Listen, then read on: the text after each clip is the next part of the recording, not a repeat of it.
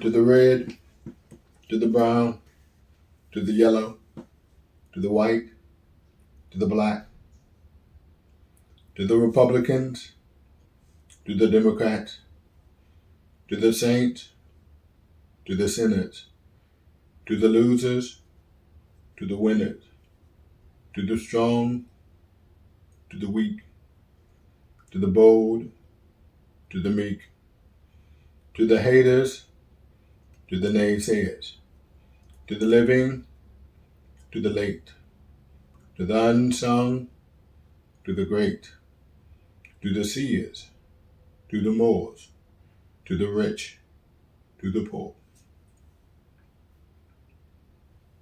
Salutation, brothers and sisters. I am Orapotist Maximus, Orapotist and activist. First, giving honor to God. It is my custom to open up with a word of prayer. I hope you don't mind or think it inappropriate or consider it robbery that I do so. In the Holy Bible, the book of Malachi, the book asks the question, will a man rob God? Will a man rob God?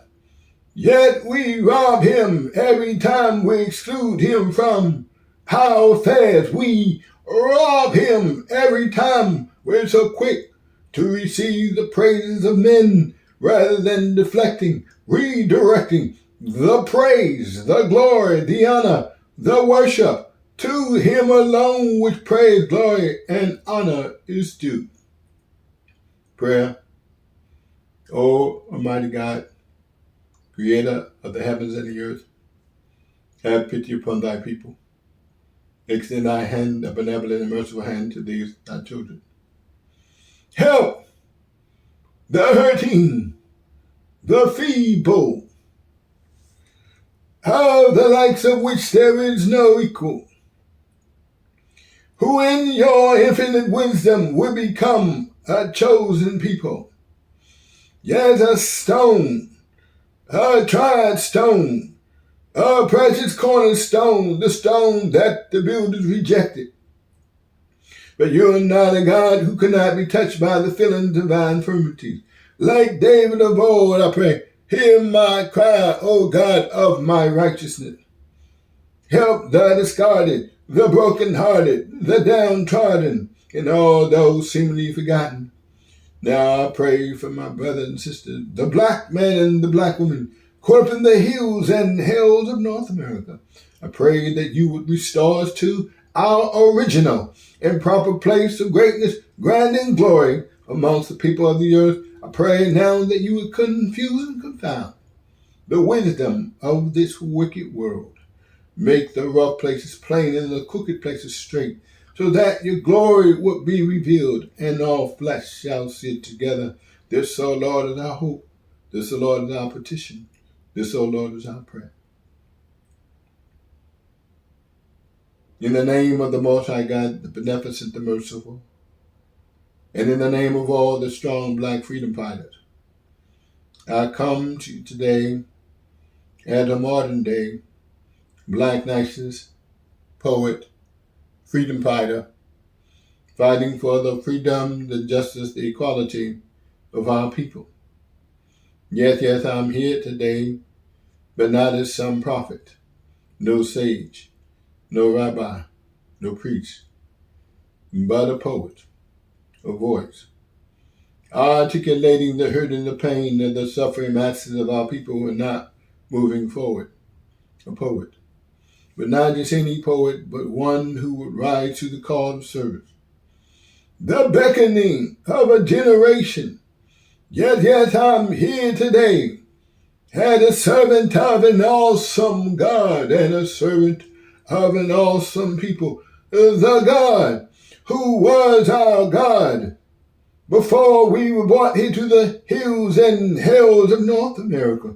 The one of whom it was prophesied in the book of Exodus, to coming to deliver his people, if indeed we represent the people, and the prophetic fulfillment of Scripture, who would be in bondage for over 400 years, whom afterwards God would come to deliver. yet brought here to America on the belly of slave ships, ships filled with dung and disease. They packed us in like sardines, traded us for mere sugar cane and coffee beans. They're despised and rejected. Our people, robbed of our names, robbed of our language, robbed of our history, robbed of our culture, our folkways, our mores, our religion. Look at us. We have adopted the religion of our slave masters. And the proof is that we have bowed down to worship the image of a lily white Jesus even up until today. Even up until today.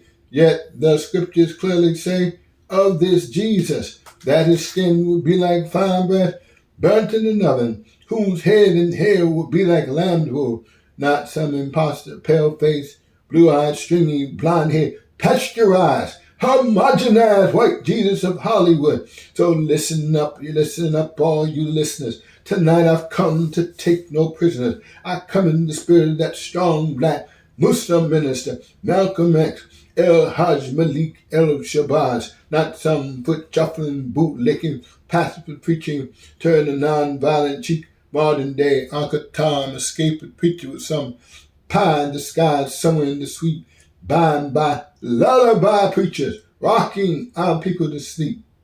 So I write this poetry to wake us up. Surely I would be indebted to you if I didn't say thank you. Thank you for coming on out and braving the elements. Thank you for those responsible for making this event possible. Thank you for your financial support. I want to say thank you for joining me in the struggle. If my memory serves me correctly, I believe it was Frederick Douglass who said, and I quote, "If there's no struggle, there is no progress. Those who profess the favor of freedom yet deprecate agitation are those who want crops without plowing the ground. They want the rain without thunder and lightning. You want the ocean without the sounds of its awful waves. The struggle may be a moral one. The struggle may be a physical one. The struggle may be both moral and physical, but there must be a struggle. We see power concedes to nothing but demand. It never has, it never will." Frederick Douglass, 1857. I would like to give a special shout out to the conscious community. Black power, black power. I want to thank you for your tireless work. Thank you for your compassion, your sacrifice and service, your dedication to the elevation of our people particularly, and to all people in general. What happened? What happened to the dream of the dreamer? What happened? What happened to a dream deferred? Does it dry up like a raisin in the sun? Or does it fester like a sore, then run? Before I go any further, I would like to offer an apology to everyone at the sound of my voice. So excuse my linguistics. Like Hiroshima and Nagasaki, I would like to drop the ballistics. I don't give a damn if you're Toto, the Scarecrow, Dorothy, the Wizard of Oz. You better buckle up. I don't mean to brag, I don't mean to boast. After I drop this bomb, Candidate's toast. Before I delve into my subject, I want to talk a little bit about my past and the forces that have shaped me as an individual. We go on to discuss the purpose for which we gathered. My story is a bittersweet one. It is the story of a hero's journey. It is the story of a life burdened with mental anguish, yet the inevitable and ultimate triumph of the human spirit. As a young man, I was being groomed for the work of the ministry. I was a young born-again Christian in the mega church. It was nice. I was baptized twice. I had a beautiful Christian wife and 2 lovely kids, and did all the things a good deacon did. I had 2 cars and a nice apartment amongst the cherry blossoms. Everything was great. But like the fickle winds of uncertainty, life began to blow. A chain of events I underwent. After a serious altercation with church leadership, I was expelled from church. My dream of becoming a minister of the gospel of Jesus Christ was seemingly thwarted. My wife left. My self-esteem robbed, and I lost the steady job that I used to support my young black family. And in 3 months' time, at the tender age of 27, I found myself landed in the psych ward of the St. Elizabeth Hospital. But before things got better, they got worse. Oh, the tumultuous years that followed. My only comfort were the pills I swallowed. Not for a day, not for a week, not for a month, but for years I had to shoulder the fact that I was diagnosed with bipolar. Through all the madness, misery, and strife, I even tried to take my own life. But fortunately, came the dawn of a new day.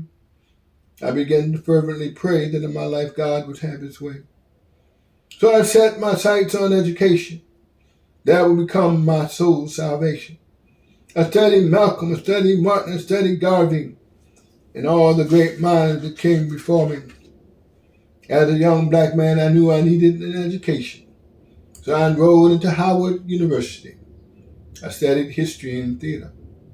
It took me 5 years to finish, but I finished. I was already shattering myths, busting stereotypes, and challenging the stigma surrounding mental illness. Upon graduation, to my surprise, I was asked to speak at a White House conference on mental health during the Clinton-Gore administration. Town hall meetings were televised and held all across the country. I was the keynote speaker and received a thundering standing ovation. I was already established myself as a young, respected orator. The Vice President, Al Gore, was very pleased, and in return wrote me a letter of recommendation to law school. My grades were not stellar enough to get me into law school. It was an honor, to say the least. Later in life, I still battled with depression, but I began to accomplish some of my goals. Over the years, I've become a published author, local television producer, recording artist.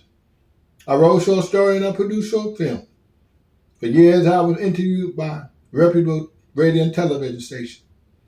I was speaking regularly at church, civic, political, and social functions, serving the elderly, helping the homeless, and for many years, freely lending my talent, working with Gary Clark Sr., pep rallies for peace in the street, providing much needed school supplies to young students. I will be recognized as an ambassador of poetry by the D.C. State Committee, heralded by the ACLU as an article genius, dubbed the oratorical beast of Northeast.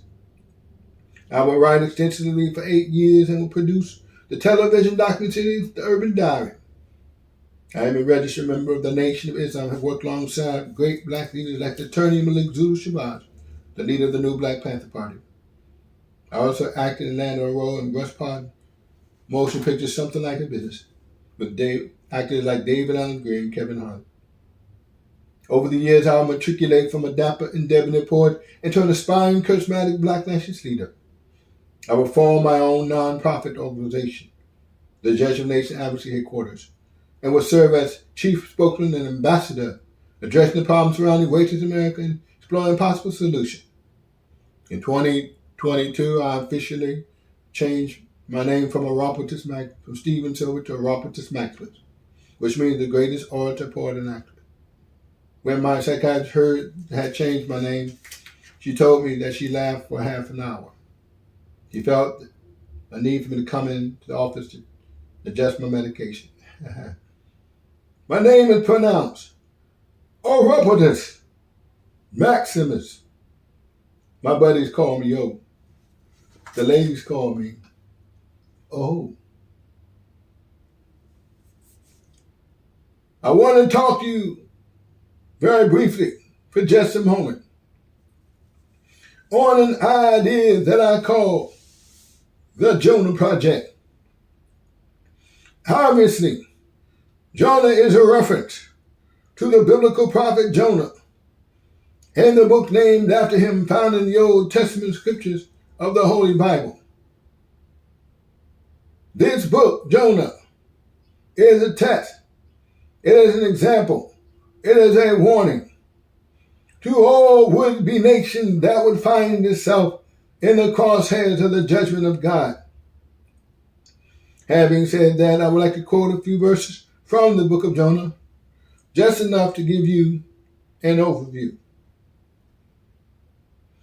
Now the word of the Lord came unto Jonah, saying, Arise, go unto Nineveh, that great city, and cry against it, for its wickedness has come up before me. But Jonah rose to flee to Tarshish from the presence of the Lord. And the Lord prepared a great wind in the sea. And there was a mighty tempest in the sea, so that the ship was broken. And the Lord prepared a great fish to swallow Jonah. And Jonah was in the belly of the fish 3 days and 3 nights. And the Lord spake unto the fish, and the fish vomited out Jonah onto the dry land. Now the word of the Lord came unto Jonah a second time, saying, Arise, go unto Nineveh, that great city, and preach unto it the preaching that I bid thee. And Jonah rose and went to Nineveh. And the people of Nineveh believed God, and proclaimed, Who can tell if God will not turn from his fierce anger, that we perish not? And the Lord saw that they had turned from the evil ways. And the Lord repented of the evil that he said he would do unto them, and he did it not. The Jonah Project is a test and testament to the current state of the hearts and minds of white America. Its simple objective is to give white America the opportunity to be on the right side of history, to reconcile the present with the past, to reconcile the harsh history of African American chattel slavery in this country and its present day ramifications and repercussions on black life. Also, to focus on the plight and disintegration, but more actually, the disintegration of the Native Americans, the indigenous people of this continent. In short, my goal, my mission is to build a coalition of all people, black, brown, red, yellow, and white, striving for the survival of diverse groups. As a moral leader, it's my job to advocate, bring awareness to what I feel we got judgment on America, and what she must do to be saved, if indeed she can be saved at all. America, white America, you owe a debt, a karmic debt, and now it's time for you to pay the piper.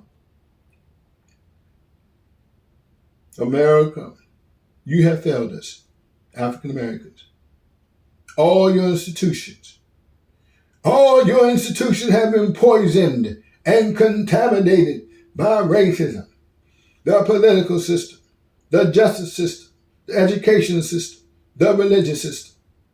And what we're facing is the fruit and failure of American society. America, white America, I am a lot of things, but I am not naive. I am a student of history. I possess the knowledge that the white man in America is nothing but a devil in the grand scheme of race nations in America as we know it. I ask the question, is America, like the wicked city of Nineveh, the people of Noah, deserving a final opportunity to make right their wrongs? America, white America, I'm not your judge. The God that I serve chastises his own people, saying, if we want to be recipients of mercy, then we must extend mercy, suggesting that God is not only a God of wrath, but is a God of mercy, capable of extending mercy even to the hearts of depraved souls, such as evident in the biblical story of Jonah, the wicked city of Nineveh, hence the Jonah Project. I prayed and asked God, can there be reconciliation? Can there be a reconciliation of the races in America? And he spoke to me as if through a whirlwind. He said, can you reconcile love and hate? Can you reconcile the forgotten with the great? Can you reconcile war and peace? Can you reconcile the Western world with the Middle East? Can you reconcile joy and pain? Can you reconcile sunshine and rain? Can you reconcile the molehead and the mountain? Can you reconcile a Malcolm with a Martin? Can you reconcile a prostitute named Mary Magdalene with virtuous women like Mary and Martha? Can you reconcile hell with the cross, Golgotha? Is everybody okay? Is everybody right? Is everybody asleep? Let's continue. I know that many of you have watched my interview with Jeanette Pollock. May she rest in peace. Of Culture, Class, and Consciousness with WBGR Radio.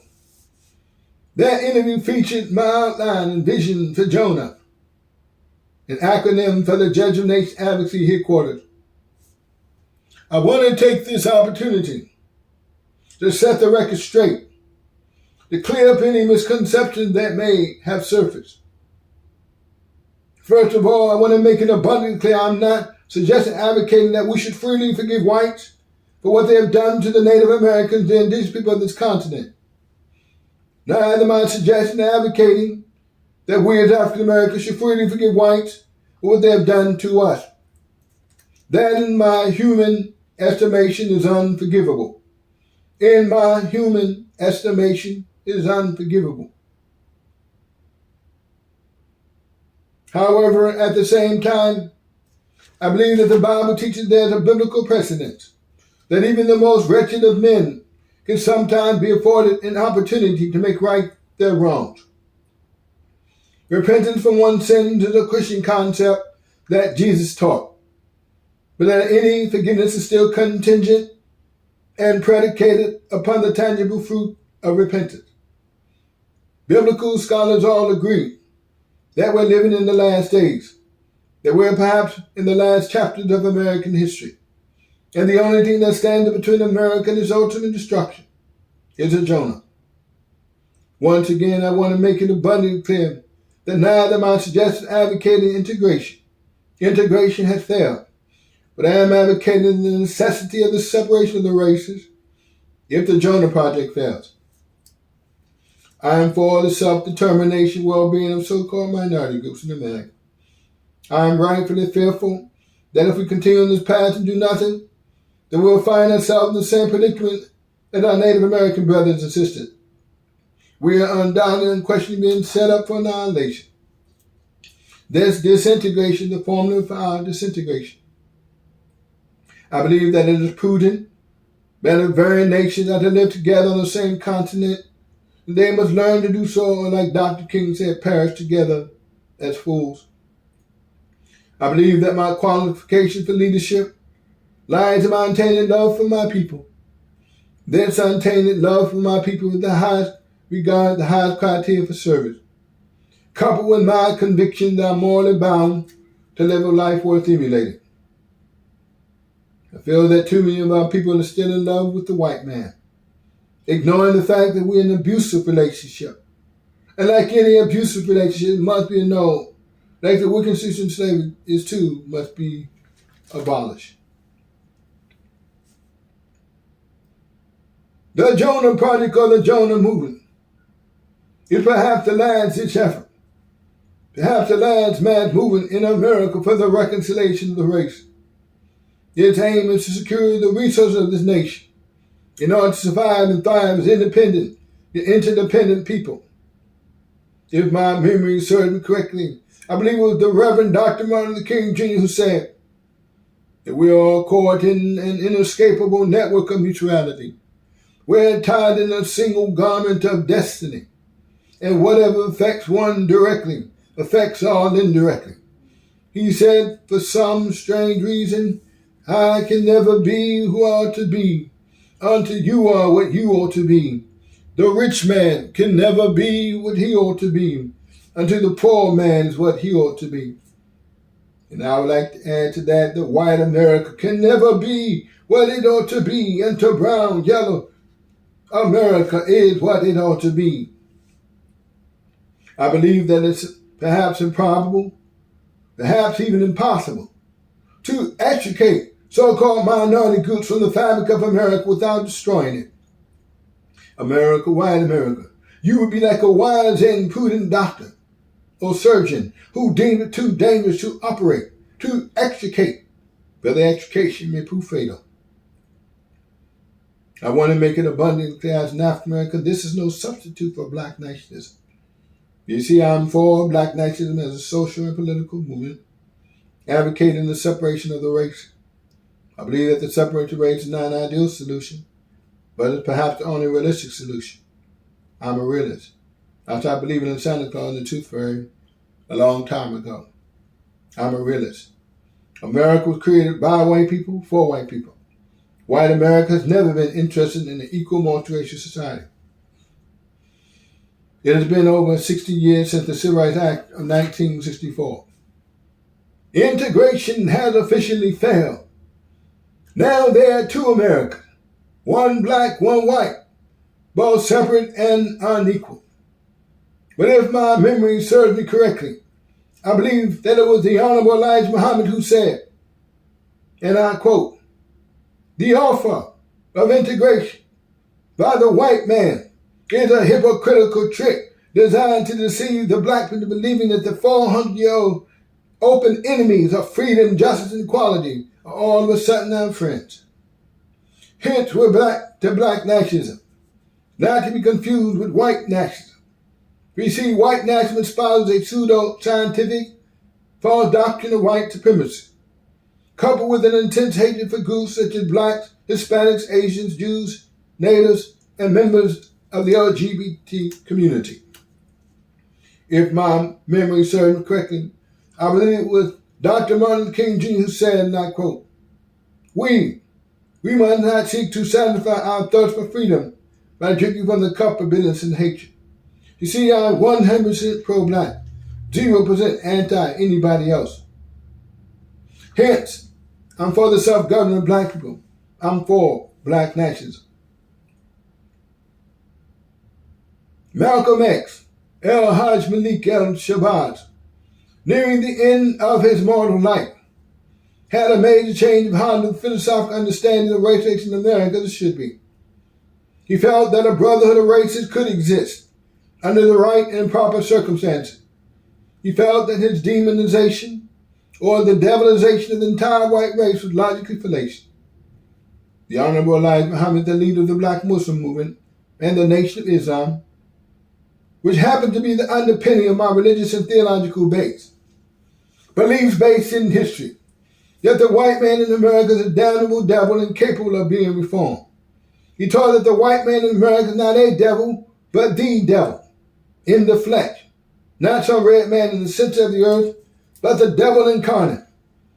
But I believe that many who grow in their beliefs, such as the Minister of Farrakhan himself, for example, have moved to a more modern and inclusive belief system. The message of the masses. The masses have been attracted to the message of Muhammad. Hence, we're back to black nationalism and my belief in the necessity of the separation of the races in America if the Jonah Project fails and we're left with no other alternative.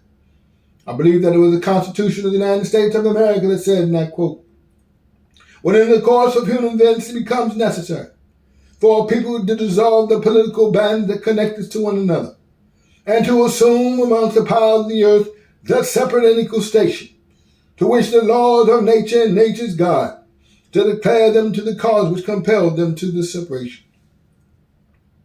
As an African-American male, I'm offended when whites suggest that we as blacks should be the ones to leave this country as a result of this dilemma. I ask the question, why should we African-Americans or any so-called minority group should be asked to forsake and leave behind the so-called New World that we're responsible for building? My thoughts are, why should the Native American, the indigenous people of this continent, should only live in the hearts and minds of America as an afterthought, as if they were no longer worthy of reclaiming their place in the sun, but to be deemed conquered people and noble savages? I ask the question, Why should not good whites? If the term itself is an oxymoron and contradiction in term, if given the opportunity to prove that all whites is too a fallacious concept.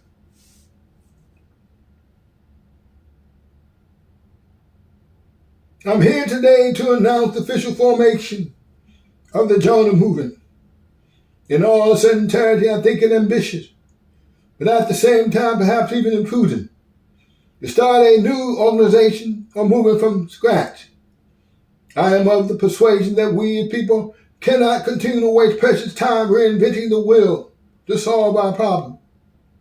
I believe strongly that as a student of history, that the key to the black man and black woman's rise and liberation can already be found in the collective wisdom of our ancestors, in the hearts and minds of our past, present leaders and luminaries alike. I believe that all of our problems can be solved. I believe that all of our questions are for the asking. If we only take the time to sit at their feet, glean from their wisdom, knowledge, and understanding. So I stand today with your support to form a new organization, a mass movement, if you will, with the intent and mindset of building on the successes of those great organizations, past and present, like the Reverend Al Sharpton's National Action Network, like the Reverend Jesse Jackson, the National Rainbow Coalition, like Malcolm X's African American Unity, like Dr. Martin Luther King Jr.'s Southern Christian Leadership Conference, like Marcus Mosiah Garvey, the Universal Negro Improvement Association, like W. Du Bois, the National Association for the Advancement of Colored People, like the Honorable Elijah Muhammad and the Minister Louis Farrakhan, the Nation of Islam, like June Bond, the Student Nonviolent Coordinating Commission, like revolutionaries like Huey Newton and Stokely Carmichael, like Dr. Khalid Abdul Muhammad and the New Black Panther Party, and I would be remiss if I didn't mention the lawyer warrior, the attorney Malik Zulu Shabazz, and his faithful assistant, Dr. Amy Jenkins, the Movement for Black Power. My goal is to build a movement from a black national position and platform, inclusive of the whole human family, in the spirit of the Niagara movement, in the spirit of the Pan-African movement, the Black Muslim movement, the Civil Rights movement, the Black Power movement, and the Black Lives Matter movement. We borrow and build from the successes of all these past and present black organizations, all designed for one plan, one purpose: the rise and liberation of all repressed people, mainly the dark people of this continent caught up in the hills and hills of North America and beyond. We're here today to launch a march to witness the birth, the inception of Jonah, the Judgment Nation Advocacy Headquarters, and the Jonah Movement. Today we stand here today at a junction. My goal is to build a coalition of all people, recognizing that Dr. King said that my destiny is inextricably interwoven with your destiny, and whatever affects one directly affects all indirectly. We cannot walk alone. Once again, we stand here today at a junction, a necessary turning point, a boiling point, if you will, in race relations in America as we know it. I ask the question, is America like the wicked city of Nineveh, the people of Noah, the people of Sodom and Gomorrah? Is America deserving a final opportunity to make right her wrongs? If it's a man of God that recognizes a biblical precedent, that the only right and proper thing to do is offer a new generation should be afforded a small window of opportunity to make right the wrongs of past generations. And when I say America, white America, I'm largely speaking to the lingering racist element of white people, the stubborn, those whites unwilling to learn from the errors of their way, those whites bound in handcuffs, seemingly incapable of severing themselves from the dark traditions of the past. So I'm here to offer America a final proposition: to get right or to get left. To get right, I mean to reconcile, restore, and repay. Or get left, I mean face the immediate, inevitable separation, relocation, allocation of the dark people of this continent, or face the sovereign judgment of God on America. America, woe America. America, white America, I charge you guilty of the decimation of the native tribe. Guilty of perpetrating heinous, ugly, despicable, unprovoked, inhumane treatment of the dark people of this continent. America, white America, you must repent. You must do two things. Rebuild the world of this indigenous people. Restore and repay descendants of slaves. America, their reparations for which they're legally and morally responsible, this responsibility has gone undone. This is not a request, this is a mandate. I contend that we're in a relationship with white America. Not a new relationship, but a relationship that existed from the inception of this nation. A 400-plus-year-old relationship. A dysfunctional, abusive, toxic relationship. This loveless, unholy matrimony between the dark and light people that run its course. America, you're like a deadbeat dad in bed, but not in love. You have produced children that you're not willing to care for. But you're lawn sis. You're lawn sis, so don't be hypocrites. If a man lays down with a woman and produces a child, he is responsible for that child for 18 years until it's come of age. We African Americans particularly like the children, the offspring of an illegitimate relationship, the fruit of your loins. You bought us, you sold us, you owe us. Also, I'm advocating if this is not done, if our demands go unheard, this will mean the end of the United States of America as we know it. We, the doctor of this continent, will be forced to form our own nation, a nation within a nation sensitive to our needs, aims, ambitions, and well-being as a people. To divvy up America, no longer the United States of America, but I propose the divided states of New America, formed for 5 nations, New Native, New Africa, New Hispaniola, New Asia, and New Europe. 5 separate and equal, independent, yet interdependent people. We can do it, black man. We can do it, black woman. A nation of our own. The invisible chains must be broken. The psychological dependency upon the white man, complements of the condition of slavery. This is the last chain that must be broken. We already have the tools for success. But we are already the draftsmen, the craftsmen, the artists, the artisans, the architects, the engineers, the doctors, the lawyers, the carpenters, electricians, entertainers, sport people, nurses, thinkers, tinkers, and theologians. We can police our own. We need not be like dogs gunned down in the streets of America. No more strange fruit hanging from the proper trees. Freedom is sweet, my brothers and sisters, but freedom means sweat. And if we gotta sweat, let's sweat for ourselves this time. For we stand today united under one flag. The red, the black, the green flag. Red is for the color of the blood that must be shed for our freedom. Black is for the color of our noble and majestic race. Green for the color of our beautiful motherland. Gentrification is an act of war, a land grab, like the Native American land grab, intended to lock us out of American society so we will die in the vine. This disintegration is the formula for our disintegration, making no provision for the children of slaves. The systematic replacement of poor people, relegating us back to ghettos and slums of North America is now announced. We have had enough. America, white America, you've had the luxury of treating us wrong all too long. Your lack of morality, your lack of spirituality. You are bankrupt of decency and fair play as far as it comes to our people. Again, this loveless, unholy matrimony has come to an end. The divorce papers have been served, recited with irreconcilable differences. Finally, we want all of our people in your massive manifold industrial prison compound to set free and release into our care these prisoners of war. We'll discuss their terms at a later time. America, white America, get right or get left. Again, leaving you as perhaps a foregone conclusion. But you have never historically otherwise done right by our people. And perhaps insane, perhaps even ludicrous, for us to believe that you would change now. But again, as a righteous man, I believe before there's a judgment, there must be a Jonah.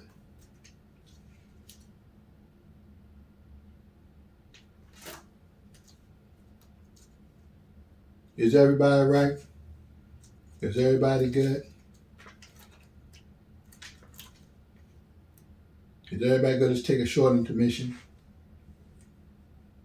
A short break. I believe that the root problem surrounding race relations in America stems from the fact that whites have been able to act and operate with impunity to do their will. We as blacks have been relegated, segregated, and discriminated against. And now we're being systematically locked out a society that we were responsible for building. America's greed, her lust and avarice, her love of wealth is great. And it would be insane, even ludicrous, for her to think that she would freely grant access into that society and share the wealth of a nation. America, like that golden chalice in the book of Revelation. She is outwardly beautiful, but inwardly filled with filth, abomination, and every sort of deed of harlotry. And if America continues this course and do nothing, I predict that the racial climate in America will plummet into a deep abyss, doomed to become foul and suffocating, leading to an already bitter and acrimonious relationship.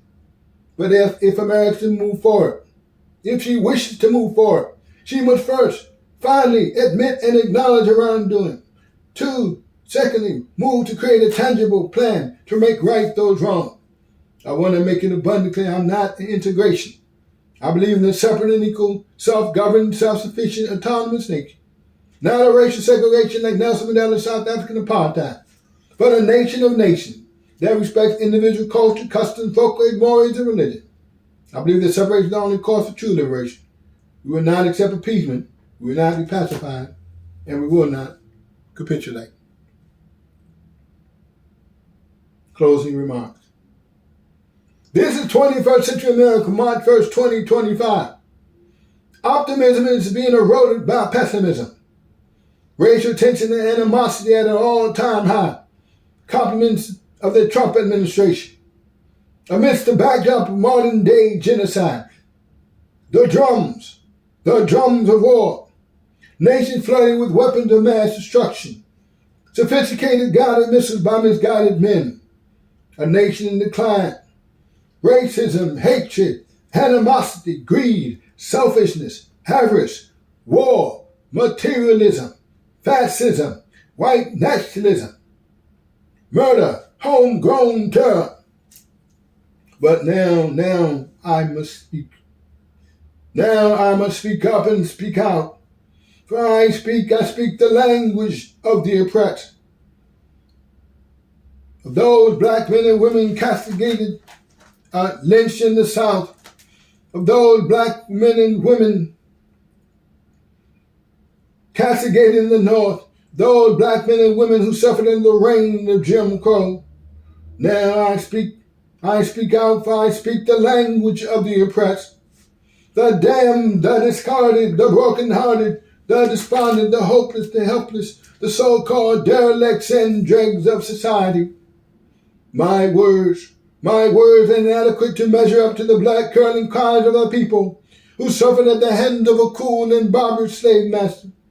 My words, harsh and scathing as they may seem, could never amount to the unprovoked, inhumane treatment casted upon our people. No, I make no apology for the way I speak. I know my words make you uncomfortable. You'd have me to tone down the rhetoric. But no, I can't stop. I won't stop speaking the truth, the unadulterated, unfiltered, naked as a jaybird truth. For God has unleashed the beast, the oratorical beast of Northeast. So excuse me if my words offend you. Excuse me for not adhering to the proper rules and etiquette of elocution. Excuse me if I offend your sensibility. I will continue to speak forcefully, unapologetically, unabashedly, truthfully. But what about the so-called men of God? Self-serving servants, so-called servants. Lullaby preachers rocking our people to sleep with some pie in the sky sowing the sweet time by. Lullaby preachers rocking our people to sleep. Rock-a-bye baby on the treetop, bilking the believers, deceiving the people, fleecing the flock. Brothers and sisters, the wool has been pulled over our eyes. We've been hoodwinked, tricked, deceived, fooled, run them up. We've been had, we've been bamboozled again. Oh, my dear brothers and sisters, beware of the okie-doke. The game is fixed. It's rigged. The fight is fixed. The dice are loaded. The deck has been stacked against us. But God is with us. We can do it, brothers and sisters, like Garvey said. Africa for the Africans. For we are already the mothers and fathers of civilization, the originators of all the art, science, mathematics, white man, white woman, we are your mother and father, biologically, genetically, historically, and anthropologically. Africa is the cradle of civilization, welcoming us with outstretched arms to reclaim the children of the diaspora. We are the trailblazers, the trendsetters, and the go-getters. We can build a better nation for ourselves. America has done nothing to offer us but our long-term reparations that we deserve, so we can build a nation of our own. And like always, we can build a better one. Not accepting defeat, but standing on our 2 feet. A mass exodus taking with us the spoils of war. Africa for the Africans. Africa for the Africans.